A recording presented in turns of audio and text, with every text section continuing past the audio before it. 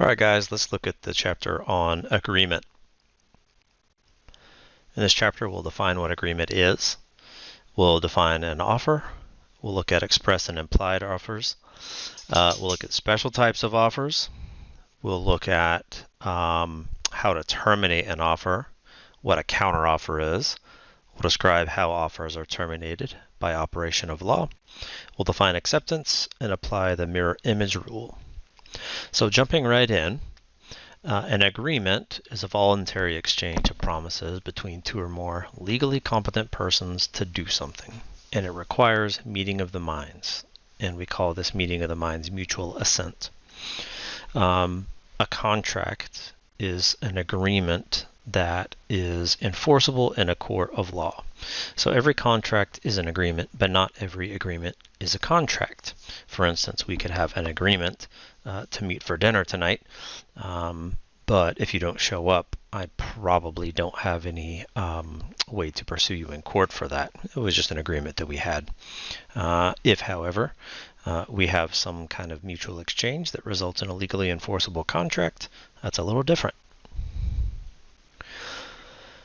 So the definition of offer in the Restatement of Contracts is that it is a manifestation of willingness to enter into a bargain so made as to justify another person in understanding that his assent to that bargain is invited and will conclude it. It's a little verbose for my taste, but the idea is that somebody makes an offer to somebody else in such a way that he is serious and ready to be bound by that offer. So an offeror makes an offer to an offeree. Just a little vocabulary there.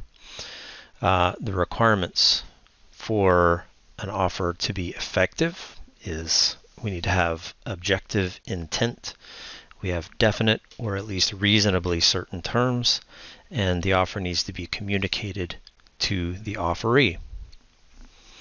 So we've talked about objective intent before, but the basic idea is that somebody's intent to form a contract is judged by their actions, the objective intent, rather than subjective intent, basically, how I'm feeling in the moment.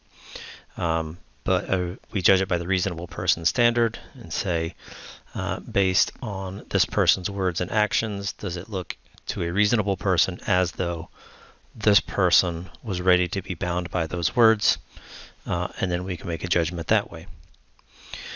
The older rules, the common law of contracts, required exact specification of every contract term, and if you're missing anything about those terms, then the contract is no longer valid. However, under the modern law of contracts, we're a little bit more lenient, and we give the court flexibility to supply missing terms if we can reasonably imply them from the contract. So the terms have to be definite enough for us to go in and fill in the blanks if there's something missing.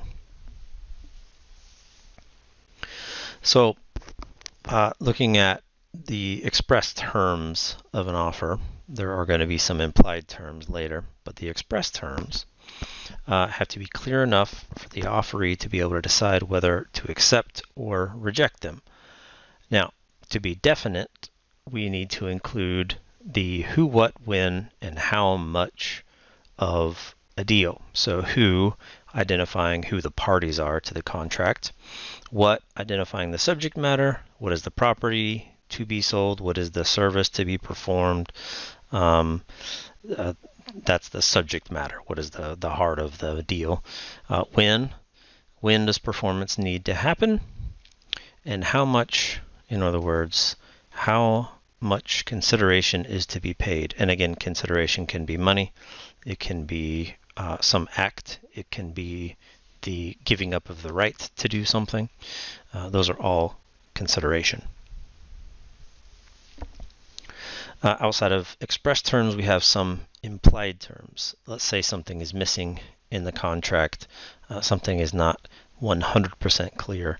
The court can go in and fill in those blanks as long as we have enough information in the contract to supply them. So some examples could be, let's say, a cost plus contract where we don't say exactly what the dollar amount is going to be. We just say it's going to be, if I'm building a building or a house or something like that, I would say, well, it's going to be my cost plus 20% or something like that. I haven't given a definite number, but we know how to arrive at a definite number later. A requirements contract would say, well, everything that we require, as far as, let's say, raw materials in order to produce something, everything that we require, we will buy from, let's say, this one supplier. So it's kind of an exclusivity kind of contract where I'll buy everything I need from you. We haven't stated a specific quantity, but we know how to get to the quantity. It's everything I need. An output contract is looking at the other direction. If I'm the supplier, and I say, well, I'll sell you everything that I make, another kind of exclusivity contract, but I'll just sell you all of my output. Again, no specific number, but we know how to get to the number. And then finally, market price. Sometimes, as we're seeing in the market right now, oil, we're in, let's see, March of 2020 right now, if you see this in the future, but oil prices are fluctuating quite a bit. There's a lot of things that are fluctuating quite a bit in our economy right now. So if I'm making a contract to do business, let's say in 5 months, I don't know if I want to be locked into oil price right now, but let's just say when it comes to that point, we'll pay the market price for it.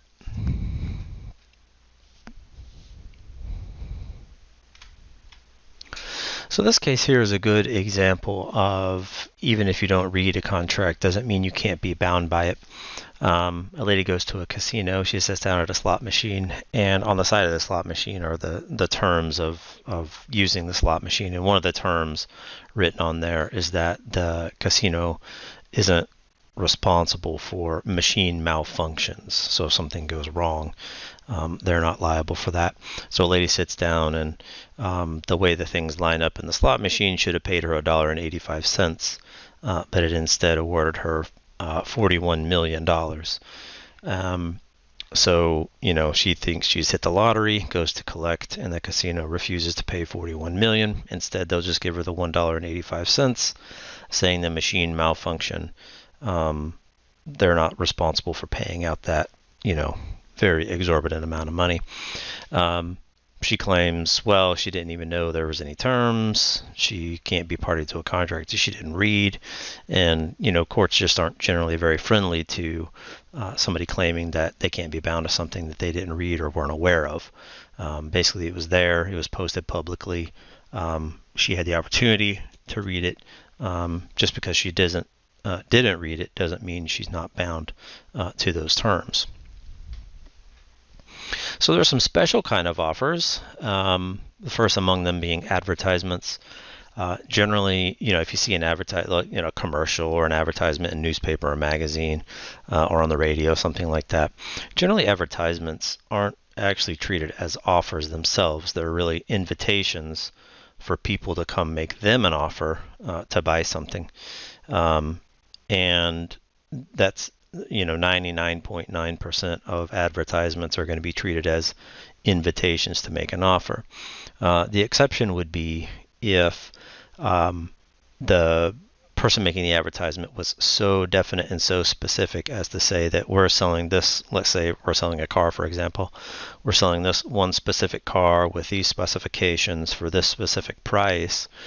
And let's say we only have one of them on the lot. If somebody shows up and wants to buy it, then that would be considered an offer because it was so definite as to what's being sold to constitute being an offer. But in general, every other advertisement is just going to be an invitation to trade or an invitation to make an offer. A reward offering, let's say somebody offers a reward. So sometimes this happens if something is lost or if somebody offers a reward in exchange for information that might lead to a crime being solved or something like that. This is an example of a unilateral contract.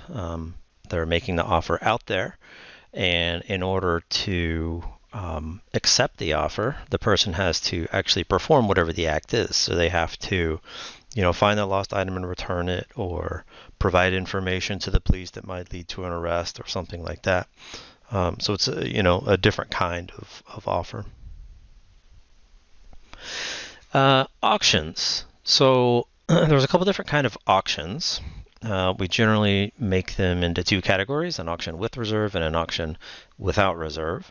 So in an auction with reserve, the property owner is inviting offers and keeps the right to, or reserves the right to withdraw that property and keep it until the indication of acceptance, which would be the striking of a gavel or the auctioneer saying sold, whatever it is that indicates acceptance in that context. So this makes the bidder, all the bidders are offerors, the owner is the offeree, and he has the right to stop the auction, keep his property up until the point where it's announced that the property is sold. In an auction without reserve, the owner, once they put it up for sale, no longer has the right to withdraw that property and keep it. The exception to that being if they set a reserve price. So if people have put stuff up for sale on eBay, for example, you might be familiar with setting a reserve price and say, well, I'm putting this thing up for sale, and if as people are bidding on it, I have an obligation to actually sell that thing, but I'm going to go ahead and set a reserve price. And if the bidding price doesn't get to the reserve price, then I no longer have that obligation to actually sell that item. Now, the default setting for auctions is going to be an auction with reserve. So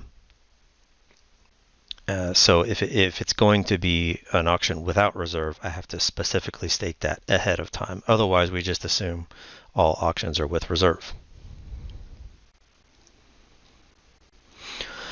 So let's say I make an offer,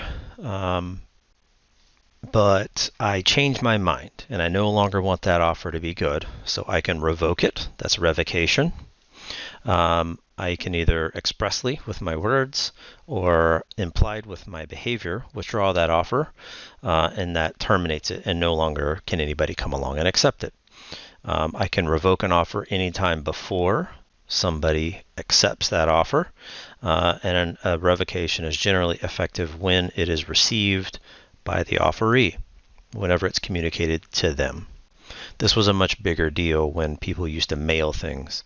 They don't mail them as much anymore. A lot of communication is done electronically, where you get it almost instantaneously. But the offer, or these rules used to make a whole lot more sense, 50, 100 years ago. So let's say I make an offer to somebody and they don't agree to those terms. They can reject those offer. They can reject that offer by expressly with their words or implied with their behavior. Refuse that offer. That terminates the offer and any associated negotiations.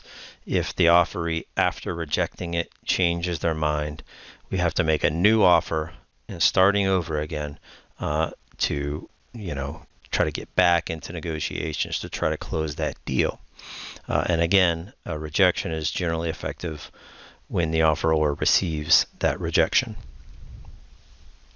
A counteroffer is a response by an offeree that changes the terms of the offer. That terminates the previous offer. It reverses the offeror and offeree roles. And now we're in negotiation. So I say, would you like to buy my car for $10,000? And you say, sure, I'd like to buy your car for $9,000. That's not an acceptance. That's really just a counteroffer. So now the person proposing $9,000, now they're the offeror, and I would be the offeree. And as long as people keep making counteroffers, we keep reversing those roles until we both agree on the terms.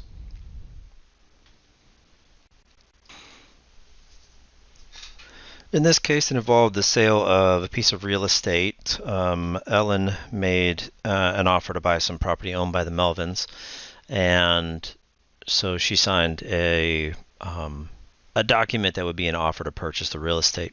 So they got that document. They made some alterations to it, some material alterations, some things that mattered. They made some changes. They initialed those changes and sent it back to Elin. Closing was supposed to happen within 12 days according to the original offer letter. So 12 days pass. The Melvins have not heard back from Elin whether or not she agreed to the counter offer. So they notified Elin that they would not be that basically the contract was terminated and they wouldn't be selling the property. Elin got upset about this and sued them, saying that they had a contract. When it goes to the court looked at it and said, well, some material alterations were made to the contract. It was not an agreement at that point. It was just a counter offer, and it was up to Elin to then accept those terms. So the real estate transaction did not go through. An option contract is an interesting type of contract. I think of it as buying time. You're basically paying money in order to hold an offer open for some amount of time. It can be a specific amount of time or a reasonable amount of time. But the example I give here is, let's say I want to buy a business, Tom's Hardware Shack. They offer to sell it to me for $1 million. I pay them $5,000 up front to keep that offer open for 3 months.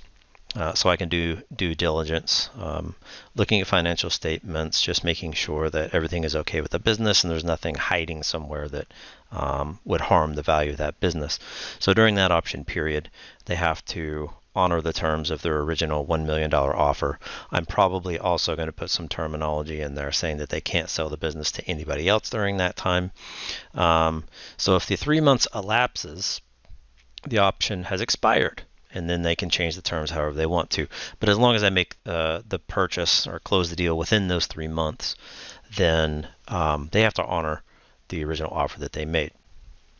So it's basically offering somebody money to hold an offer open for a specific amount of time.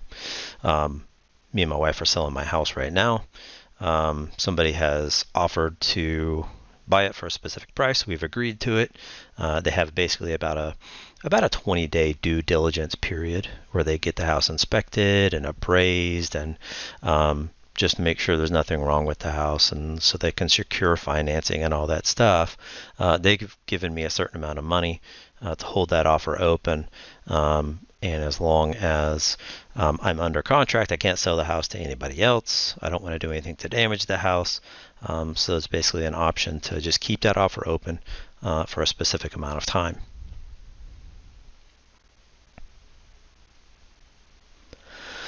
So sometimes an offer gets terminated by an operation of law. So that can mean the subject matter getting destroyed before acceptance has happened. Somebody's made an offer, but then, you make an offer to sell a car, but then it burns up.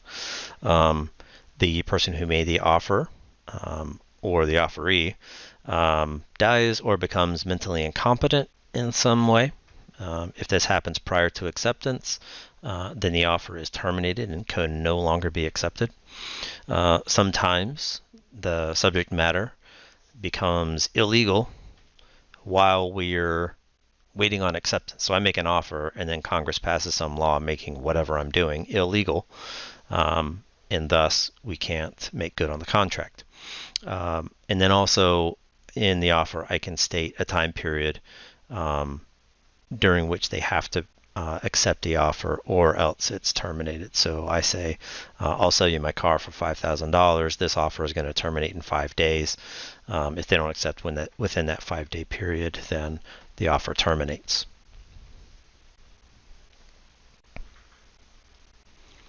So the definition of acceptance sounds similar to the definition of offer. It's the manifestation of assent by the offeree to the terms of the offer in a manner invited or required by the offer as measured by the objective theory of contracts.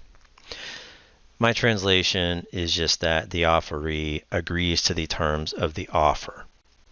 Bilateral contracts can be accepted by a promise to perform, sometimes by performance itself, but generally just a promise to perform. A unilateral contracts can only be accepted by performance of the requested act. So here's our little graph again. Offeror makes an offer to an offeree. If they agree to those terms, then they accept. And as long as the other elements are in place, now we have a legally binding agreement.